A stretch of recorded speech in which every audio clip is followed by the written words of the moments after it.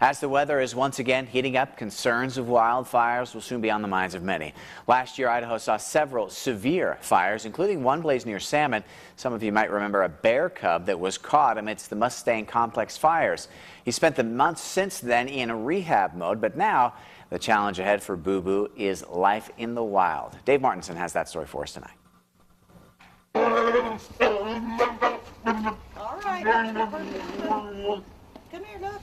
These bears love grapes and will fight for them. However, having this as your toughest challenge makes for a pretty good situation for them over at the Pocatello Zoo. However, today's story is about a bear who fought not for treats, but for his life. BooBooBear.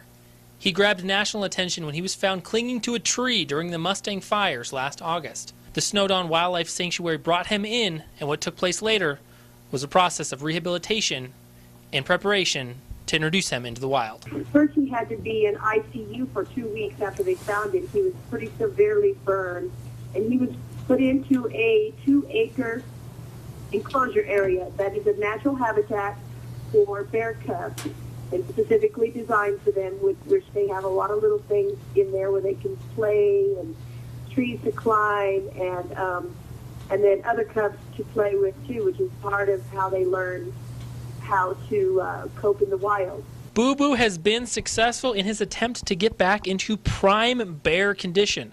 His diet consisted of foods that he'd find in the wild, and he has even begun to dig out his own mushrooms in the sanctuary. All signs point to Boo being more bear than ever before. He had gained, well, he was 25 pounds when he came, and he was 95 pounds when he left, which is quite a significant amount of weight. So he's fattened up very well. He's very happy, and he has a really good coat. He just looks like a nice, roly-poly bear. What lies next is up to BooBooBear. He now needs to spend the summer roaming the mountains and eventually establishing a territory. According to Laura, he's big enough at 95 pounds that most predators will leave him alone or lose that battle.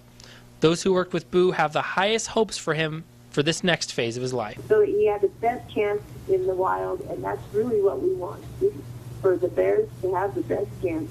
And we give them that boost by allowing them to gain some weight, get big enough so that they can fight off predators and have a chance. You know, at life, we all need a chance, and bears need a chance too. BooBooBear has now been released into the wild and has a GPS collar so that officials can keep track of his movements as he gets acclimated to his new life. In Pocatello, Dave Martinson, KPVI News 6. That GPS collar on Boo is designed to fall off within a year so it doesn't impede his growth. It will give the Department of Fish and Wildlife an opportunity to know where Boo is headed once he was set free.